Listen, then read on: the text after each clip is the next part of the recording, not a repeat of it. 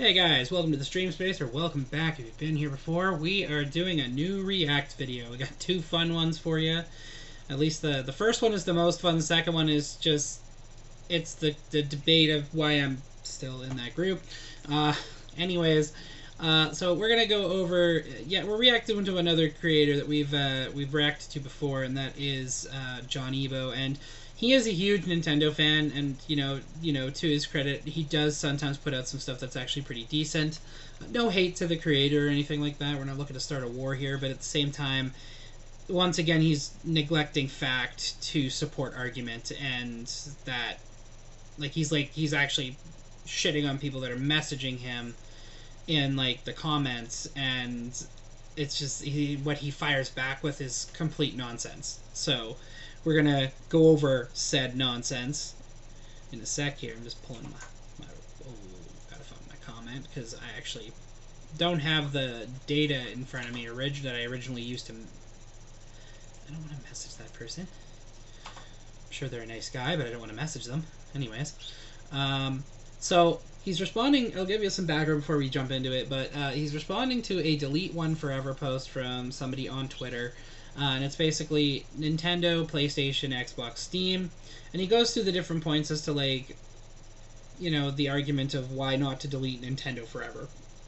I would agree that we should not delete Nintendo forever, because we probably wouldn't have gotten home gaming to the level that it's at without them. Like, they were definitely one of the companies that jumped in early to do home gaming platforms like the NES, right, and the Famicom. So I'm gonna go over to the video. See, I had this ready.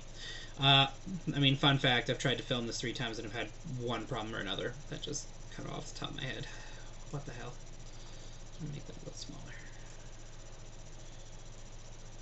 Yeah, there we go. There we go. There we go. I'm too far to the. There we go. Yeah. So, anyways. So yeah, like he does his video, and that first point is, I think, the most accurate one that he makes. But we'll go through it.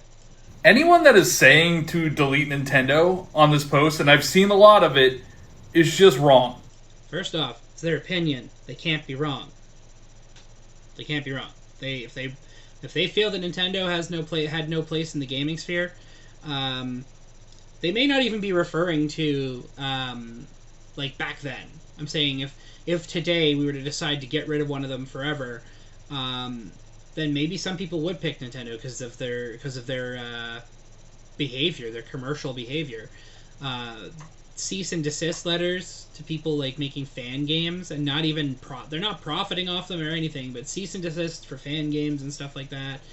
They've kind of become more of a corporate entity than what they started out as, right? And they started out doing playing cards. Come on. Look, I understand that you might want to pirate all their games without repercussion, but gaming industry. We want their games to be affordable, so we don't have to feel that we, you know, have to pirate them to play them. Industry without Nintendo would be so sad. Like, Xbox doesn't even make That part about Nintendo, that would be sad, because like some of my best memories as a child were from Nintendo. My grandma and I playing Super Mario 3 to completion at least once every 2 weeks whenever I would go over there. Make games anymore. They just buy studios to release games. Like, when was the last time Xbox actually released a game? I can't remember. I can. Halo Infinite and Forza Horizon 5. And then Forza Motorsport, which was the newest one, which was like technically, I guess, Forza 8. But that was about a year and a bit ago, sometime last year, that they released that Forza. And 3 years, at least, for the other ones. Plus, we're getting a new Gears remaster of the first one, which has now been remastered 3 times. So he has a point there. They're buying studios up, and they're either killing them or having them pump out the franchise that they were responsible for predominantly making. But he's got a point. Xbox has not done much that's very impressive lately. PlayStation at least releases new games. Now, they all kind of look the same now. They're all third-person, story-driven, single-player games, but they don't all look the same. God of War does not look anything like Horizon Zero Dawn. They're not the same. They don't look the same. They don't play the same. Their gameplay mechanics are completely different. The Last of Us, it is one of the most unique takes on the revenge cycle, but also from like a game mechanic perspective, it actually, like, I've never felt like so smooth in a shooter, even though like they go so far to like even make it feel like unsteady when you're aiming, because these guys are not good with, they're not military trained, they're not ready for recoil and stuff, so it's you feel like you are actually surviving, and I feel like that should not be downplayed. Their games, and even Ghost of Tsushima, like another game that doesn't look anything like the others. It has a very unique appearance to it, even down to its map. It looks unique. So, yeah, they are single-player, story-driven games, but they don't look the same. That's not an opinion. That's a fact.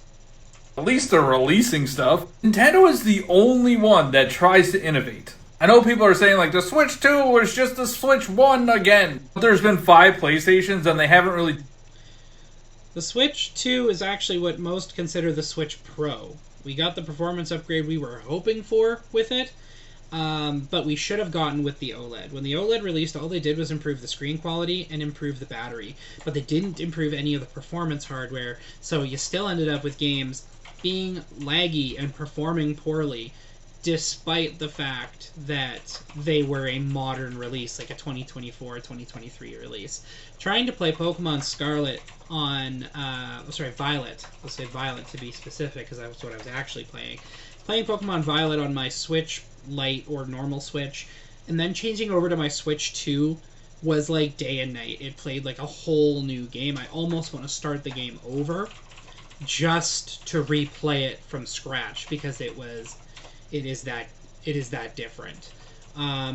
They do innovate, right? They definitely innovate, but like with trying new things, like we got the Wii and the Wii U, the motion sensor stuff, like, and the Kinect, they rivaled the Kinect, but I think it was a little better, to be honest. I mean, graphically, maybe it wasn't up there with the other systems, but like, they were the ones that said, hey, with this next generation, let's try something new. Change anything besides upping the power each time. To say that PlayStation didn't innovate at all, I mean, the PSP, it was a groundbreaking system when it first came out. At the time of release, around when like the Nintendo DS came out, that got the award for most powerful handheld console, and then the PSP released and changed that entire landscape, because it was a console that could play music, movies, you could load pictures onto it, you could take pictures with it because there were camera attachments. It was one of the first consoles to actually have like a kind of an interactive camera-based game, like with the PlayStation camera and the PlayStation, it was like iToy, I think it was called. So like, to say that PlayStation never did anything but up the power of their consoles is not correct. And they are currently the ones that are like completely redoing the remote player thing. Like, we had the Wii U with the gamepad, but then we got the PlayStation Portal, which can now, if you got a good enough internet connection, you can play all your AAA games from a distance. You don't have to even be in the same room as your console, or even in the same building, for that matter.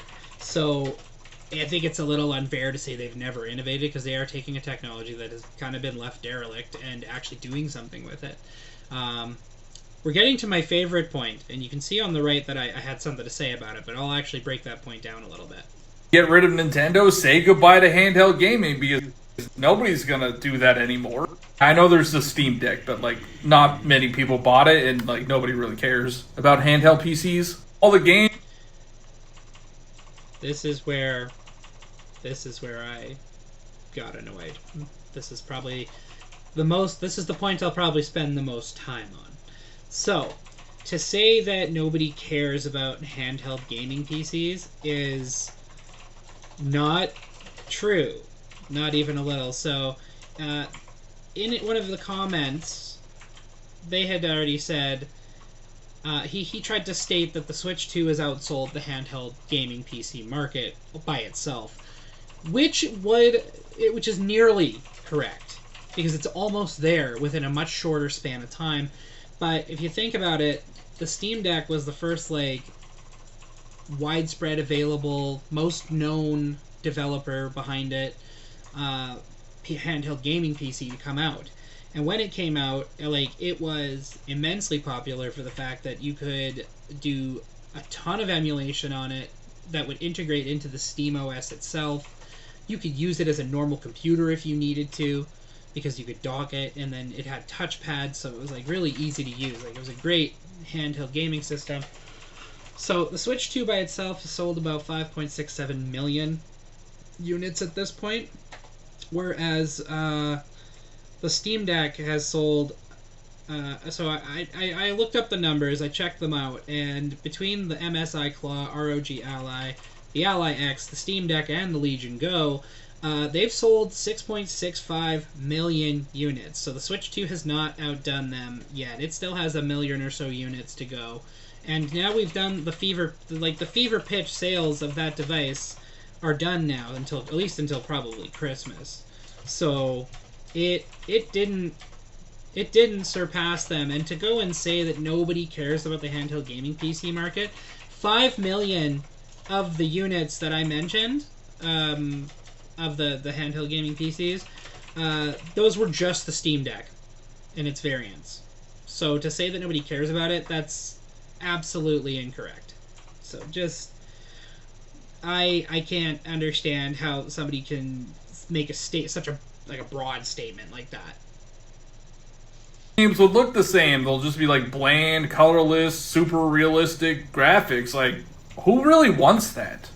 There are other developers that make games that are all this colorful type of thing.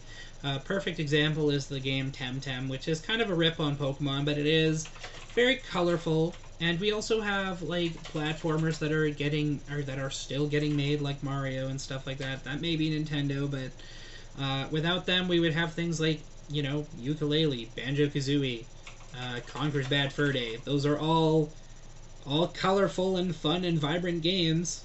Just saying. Video games just want to be fun. Anyone? So that's the first thing. That's the first thing. So I don't hate the creator, but this specific type of content that he's been doing, where he is just giving them tons and tons of shameless plugs. I feel like he's not being objective, and I kind of called him out as such, and I'll read my comment. So this was yeah, and you know, it's funny, what he responded to was somebody saying, nobody cares about PC handhelds, my dude. I'd rather have a PC handheld than Nintendo handhelds. The PC handhelds have skyrocketed since the Steam Deck. I'm trying to translate this into normal English. But again, you are a Nintendo fanboy, and you know what? Honestly, he is, because he just straight up loves his Nintendo, and he won't give anything else the time of day. And if he does, he's not objective, right? He just wants to give Nintendo tons and tons of money and credit. So he's like, the Switch 2 has already outsold the entire handheld PC market. Keep living in a bubble. So it's funny how he would go as far as to tell one of his viewers that they're living in a bubble when he didn't even have the numbers right. So, like, I'll read my comment just so we get all the info out there. But it's like, as I say his name, and then I'm like, as of current, it hasn't. Between the main contenders for handheld PCs, aggregated numbers between the MSI Claw, ROG Ally, ROG Ally X, Steam Deck, and Legion Go, they've sold 6.65 million units. The Switch 2 hasn't crossed that threshold yet. It will, and it did do it quickly, but that's a broad and incorrect statement, all to defend a company that doesn't deserve.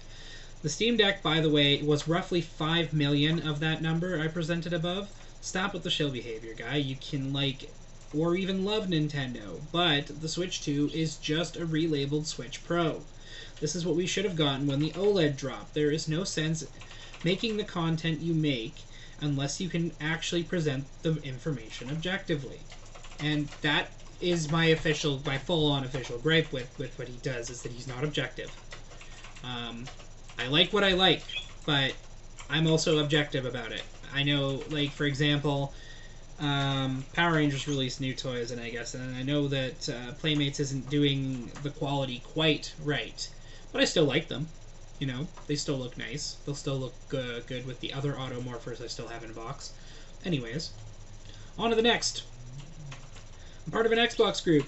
This group has, of late, and actually since I joined, been driving me absolutely nuts because it is full of, again, I get being part of a fan group, but there does come a point where you gotta kind of be real with yourself about specific, like, if you like Xbox, I mean, you are choosing to like it, but you should know like the good and the bad, and you can accept the bad. It's like almost like a relationship, right? So the comment is, I'll tell you why I like Xbox. Xbox has faster internet speeds, no repairing hard drive, and smoother graphics. Okay, so let's tear that apart a little.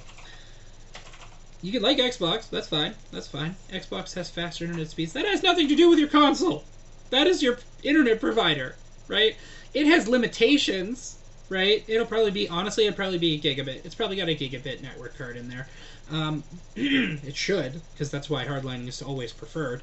But, like, your internet speeds are based on your provider, not your console. Your provider and your environment. So once those two things are, if those two things are at their best, your console is going to perform, like, near perfect, right?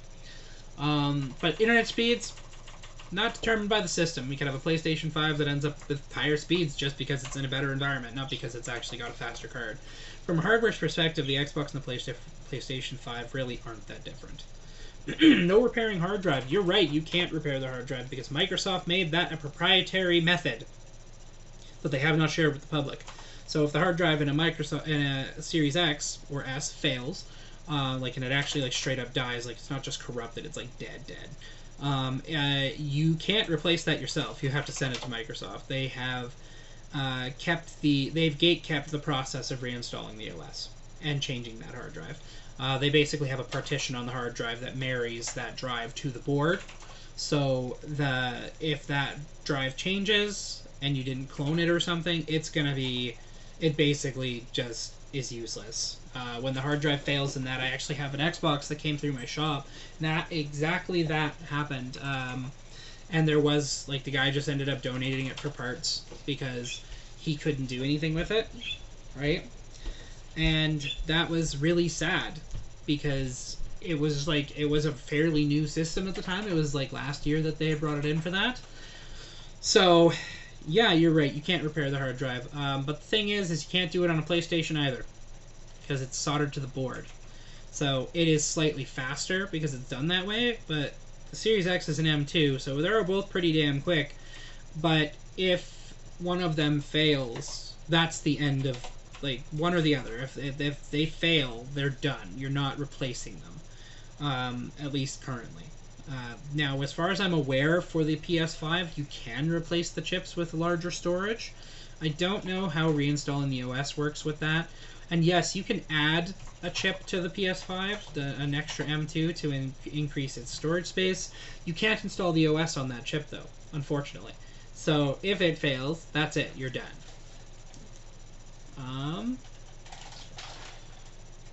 Smoother graphics, that's basically almost an opinion piece at that point because they're basically the same. I can't find a discernible difference between any of the games I've played that are on both. Even finding, like, trying to play older games on Series, like, they just don't look good, but they look better on PlayStation for some reason, and I'm not sure why that is. But anyways, my comment was essentially internet speeds are not determined by the console, the hard drive. You know, the hard drive in the series can most certainly become corrupt. Half the time and this is my point on the PlayStation because he mentioned hard drive repairs. Half the time this happens on a PS5 or a PS4, it is because somebody unplugged it while it was in rest mode. A lot of people may not know, but in rest mode it's not off. It's in standby, so it's still running. It's running processes and keeping the system somewhat running so it can apply updates. So if you just unplug it while it's running, yeah, that's going to cause problems. It's like if you unplug a computer in the middle of a Windows update. It breaks it. You have to do some form of repair action or reinstall Windows, depending on what it is. Anyways, so that kind of sums up my React video for this one. I hope that you guys enjoyed this. I know that it's sometimes just me complaining, but at the same time, you know, it's a little a little unfair for people to sit there and crap on their viewer base with incorrect information and act like they're being superior. So, you know, frustrating. Frustrating. So, anyways, thank you for checking out the stream space. Hope you guys enjoyed the video, and I will catch you guys next time. But if you want to support the channel, you can, of course, like, follow, subscribe, do all those things. You can find us on Twitch, Pidera_74, and here on YouTube, Pidera_74, probably where you're already watching it. In our bio, you can actually find all the different ways you can support the channel in addition to those, which is, of course, liking, or sorry, not liking, our eBay page, which is ebay.ca/svretrotech. That's where we sell retro collectibles and gaming and all kinds of fun stuff like that. So go check that out. It's fun. In addition to that, we also have our partnership with W.GG. If you use creator code Pidera74 without any spaces, I get a small cut of the order and you get a discount as well. So we both win. Last one, of course, and the most direct way is our Streamlabs link, which is in the bio on our YouTube. And that can, if you throw something down there, we'll make sure you get a shout out and a say in some future content. Maybe we'll do some multiplayer together, whatever it might be. But you know what? Catch you guys next time and have a wonderful day.